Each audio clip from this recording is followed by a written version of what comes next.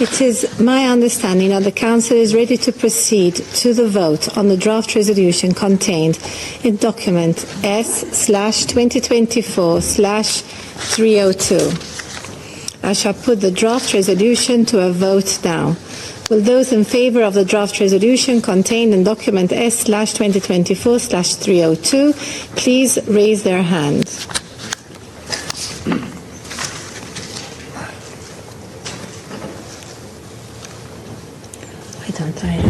Those against or anything. I don't have it here. Don't worry. Thank you. Those against? Abstentions?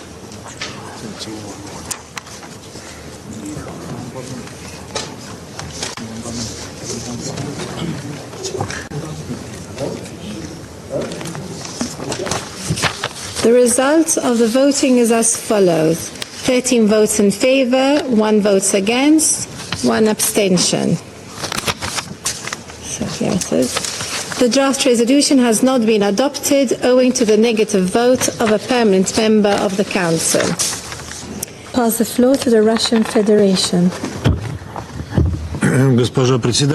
Madam President, unfortunately, the UN Security Council today did not manage to adopt a well-thought-through decision on using outer space exclusively for peaceful purposes. That was the thrust of the Russian and Chinese amendment, which was not adopted. It's very telling that neither in today's discussion nor earlier did the authors of the DR answer the question, what do they not like about our proposal? Which boils down to introducing a call not to place weapons of any kind in outer space. In other words, repeating my earlier metaphor, why do we need a roof if we haven't yet built the walls? What is the real, genuine reason that prompted them to submit to the Security Council such a strange draft resolution? It remains a mystery for many colleagues. Let's try to answer that question. The PR, when reading her pre-prepared speech, basically gave away the reason. She directly confirmed that the only reason why Washington introduced this amendment is to tarnish the Russian Federation. If the US is really so much in favor of using outer space for peaceful purposes, why did you vote against our amendment calling for a ban on weapons of any kind being placed in space, not just WMDs?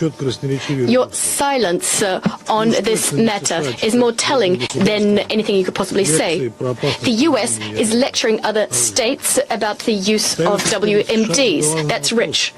The PR asked us why. Why? And we answered it. We want a ban on the placement of weapons of any kind in outer space, not just WMDs. But you don't want that. And let me ask you that very same question. Why? My US colleague, by the way, told us about her trip to Japan, including Nagasaki, and about the terrible consequences of nuclear bombings. Could I be so bold as to ask, could you enlighten us? Who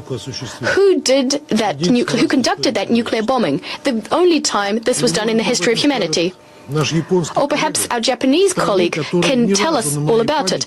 A country which, as far as I recall, has never actually named the country which bombed it, as if those nuclear bombs which were dropped on Hiroshima and Nagasaki actually landed on Japan from outer space, out of nowhere. The US PR just said that President Putin has said on numerous occasions that the Russian Federation does not have any plans to place WMDs in outer space. She also said that not adopting this resolution has no impact on Russia's existing obligation not to place WMDs in outer space as per the 1967 Outer Space Treaty. But could Ms.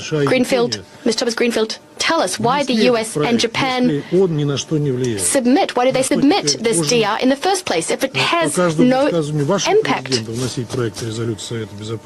Should we be introducing further such DRs in light of what your president said? It all becomes clear, or at least much of it, if we recall that the US and their allies announced some time ago plans to place weapons, including strike combat systems, in outer space. The use of force or threat of force in outer space, from space against Earth or from Earth against objects in outer space. This was directly mentioned in a number of space strategies of Western states. They're available, publicly available. Over the last few years, the US actively spoke out against any initiative geared towards Paros. A shining example is the fact that the US has been blocking for many years now a Russian-Chinese proposal on a treaty on the prevention of the placement of weapons in outer space, which was authored all the way back in 2008. The Russian Federation, and relevant experts are well aware of this, has pursued a completely opposite, very constructive policy line. In various fora, in the First Committee of the General Assembly, at the Conference on Disarmament, in the Disarmament Commission, in COPUOS, the Russian Federation has been promoting initiatives geared towards preventing an arms race in outer space.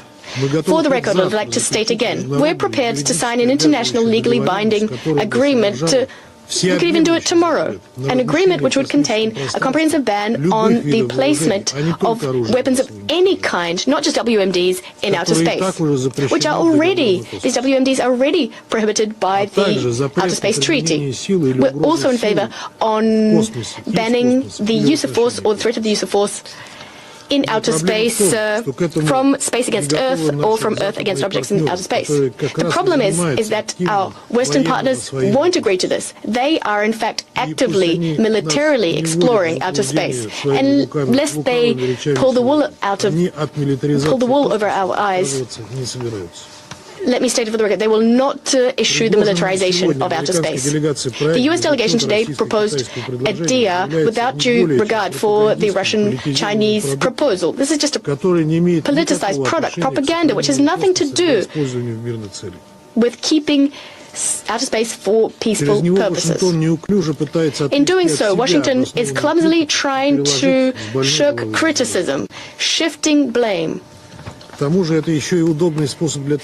it's a very convenient way of diverting attention from Washington's shameful veto on Palestine's attempt to achieve full membership, which meant that they couldn't fix this historical injustice against the Palestinian people. We shouldn't forget another very dangerous and nefarious component of the American draft. It's a clear attempt to use the Security Council to implement restrictions which haven't been set forth before anywhere, including the Outer Space Treaty. This sets a very serious legal precedent.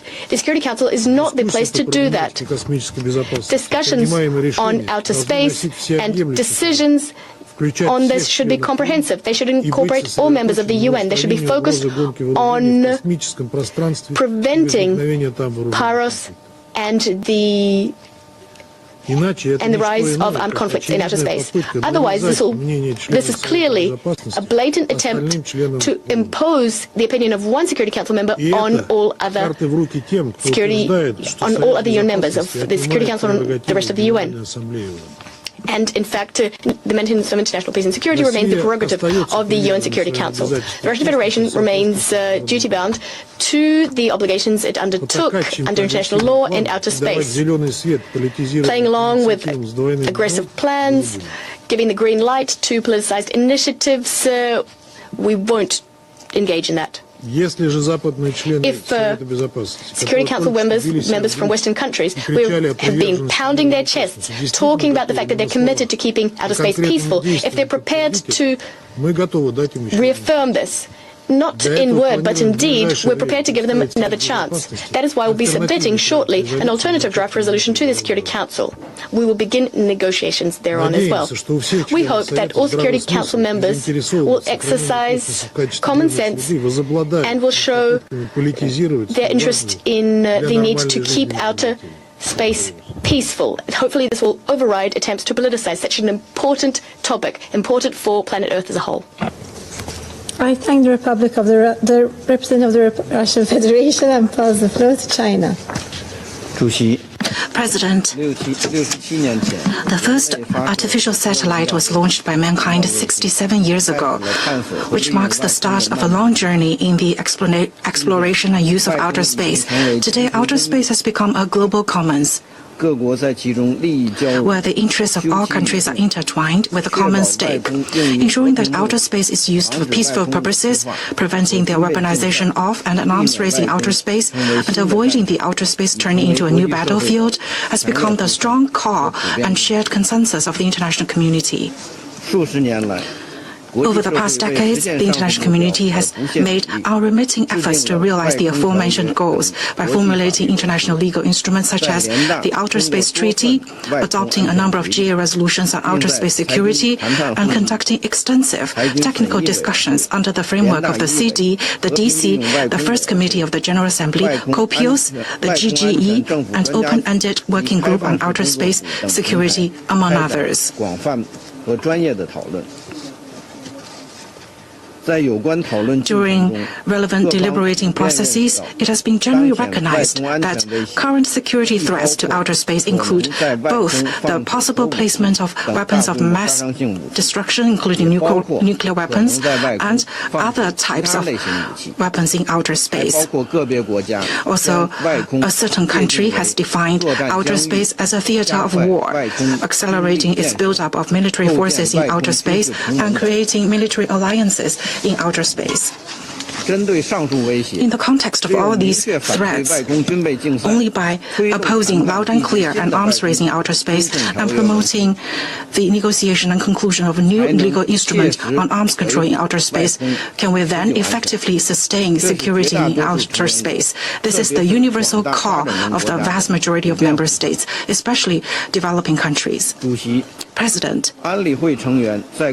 as Council members work together to advance outer space security governance, efforts should be made to demonstrate goodwill, enhance mutual trust, and promote cooperation instead of suspecting, criticizing, and blaming each other or stoking confrontation. The main sponsors should value and take on board reasonable suggestions made by other Council members so as to facilitate a consensus on the draft resolution. Rushing the Council into taking action when the parties clearly remain divided will only lead to a divided Council, undermine the Council's authority, and compromise the mutual trust and cooperation among the parties on outer space security. To make the draft text more complete, comprehensive, and balanced, China, together with Russia, tabled an amendment to the text. Regrettably, the amendment was not adopted. The draft resolution that was just voted on is incomplete and unbalanced and does not reflect to the fullest extent the common interests and the shared call of the 193 member states on the issue of outer space security. Therefore, China had to abstain from the vote on the draft resolution. Just now, the U.S. representative made an groundless accusation against China. We firmly oppose such an attack.